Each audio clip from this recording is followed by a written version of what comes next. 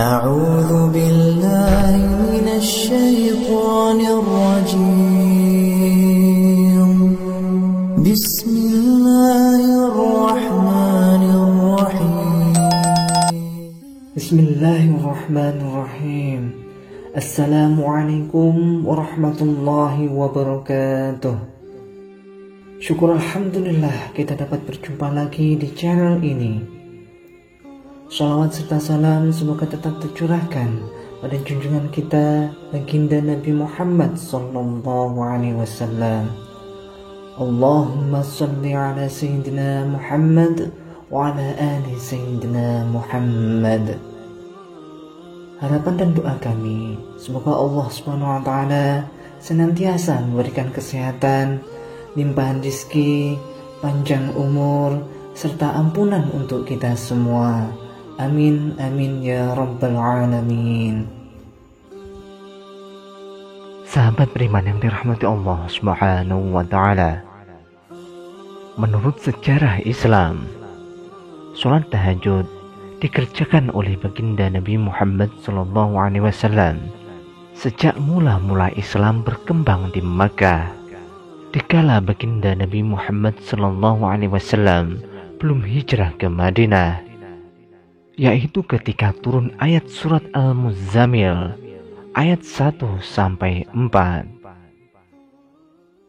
Bismillahirrahmanirrahim. Ya ayyuhal muzammil, hai orang yang berselimut, qumil laila illa qalila, bangunlah untuk sembahyang di malam hari kecuali sedikit daripadanya. Nisfahu awin kusminhu qalila, yaitu seperdua atau kurangilah dari seperdua itu sedikit. Auzid alaihi warattilil qur'ana tartila, atau lebih dari seperdua itu, dan bacalah Al-Quran itu dengan perlahan-lahan. Quran surat Al-Muzammil ayat 1-4.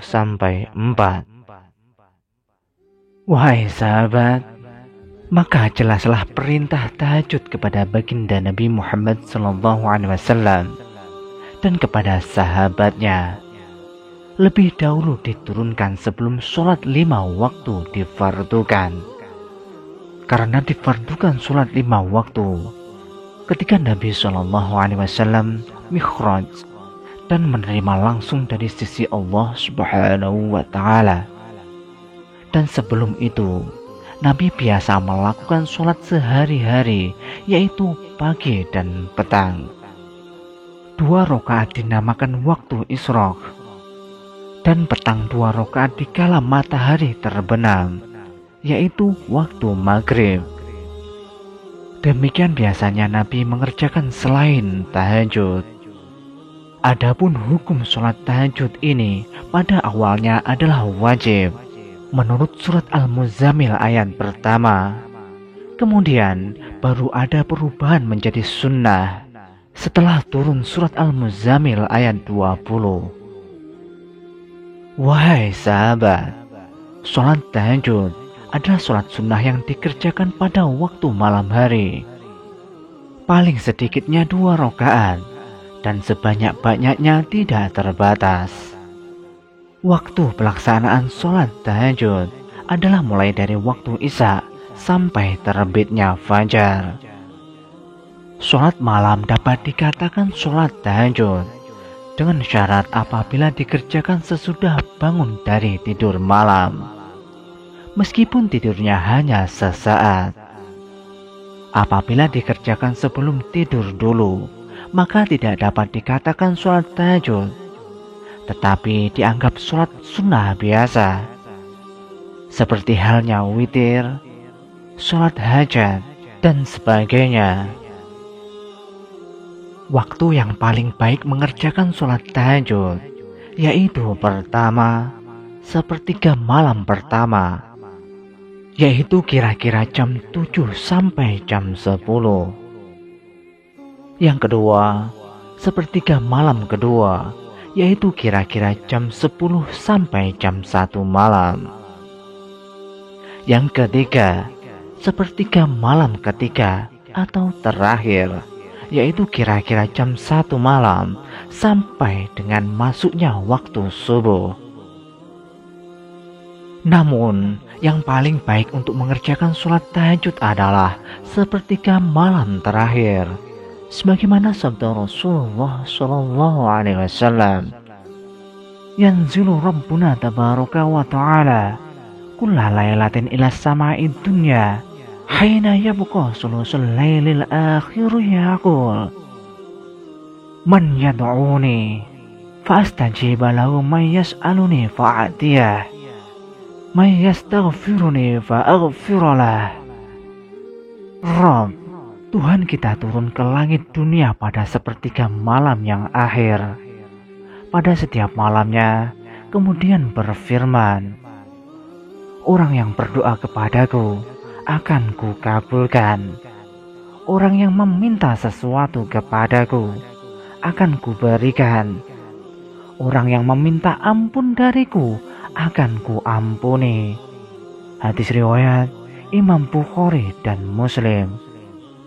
Wahai sahabat, ada banyak manfaat yang bisa didapatkan dengan rutin mengerjakan sholat tahajud, yaitu salah satunya membawa ke tempat yang mulia. Allah Subhanahu wa Ta'ala menjanjikan siapa yang mengerjakan sholat tahajud, maka akan diangkat ke tempat terpuji dan mulia. Hal ini sebagaimana yang dijelaskan dalam Al-Quran surat Al-Isra ayat 79. "Wa minal laili fatahajjad bihi nafilatan lak asa an yab'asaka rabbuka maqaman mahmuda." Pada sebagian malam lakukanlah sholat tahajud sebagaimana suatu ibadah tambahan bagimu. Mudah-mudahan Tuhanmu mengangkatmu ke tempat yang terpuji. Quran Surat Al-Isra ayat 79. Mendapatkan tempat terpuji di sisi Allah Subhanahu wa Ta'ala merupakan impian semua umat. Dengan demikian, Allah Subhanahu wa Ta'ala telah menjamin terbentangnya jalan keselamatan di dunia maupun di akhirat kelak. Yang kedua, waktu mustajabah untuk berdoa. Sholat tahajud juga menjadi amalan untuk menghantarkan doa-doa kita kepada Allah Subhanahu wa Ta'ala. Banyak doa yang bisa dipanjatkan setelah sholat tahajud.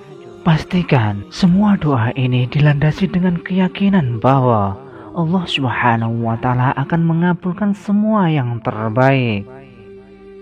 Rasulullah Shallallahu Alaihi Wasallam pernah bersabda, "Yanzilu Rabbuna tabaraka wa ta'ala kulla lailatin ila sama'id dunya hina yabqa sulusul lailil akhir yaqul man yad'uni fa astajiba lahu man yas'aluni fa'atiyah man yastaghfiruni fa aghfiralah."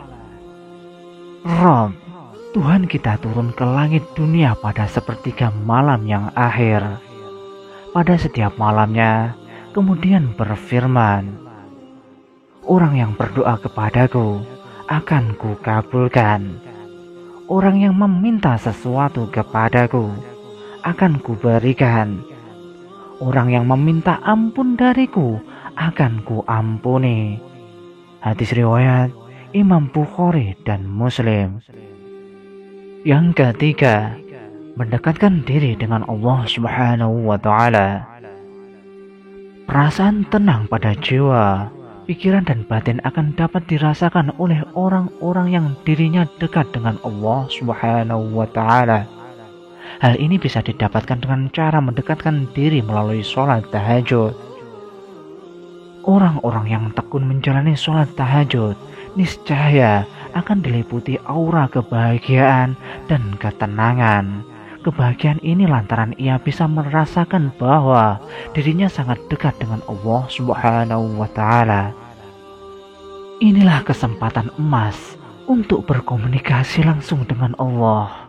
Di saat yang paling sunyi, kesunyian malam memberi kita kedamaian untuk fokus sepenuhnya kepada Allah Subhanahu wa Ta'ala, membuat diri kita semakin dekat dan terhubung kepada Sang Pencipta. Yang keempat, membuka pintu rahmat dan keberkahan.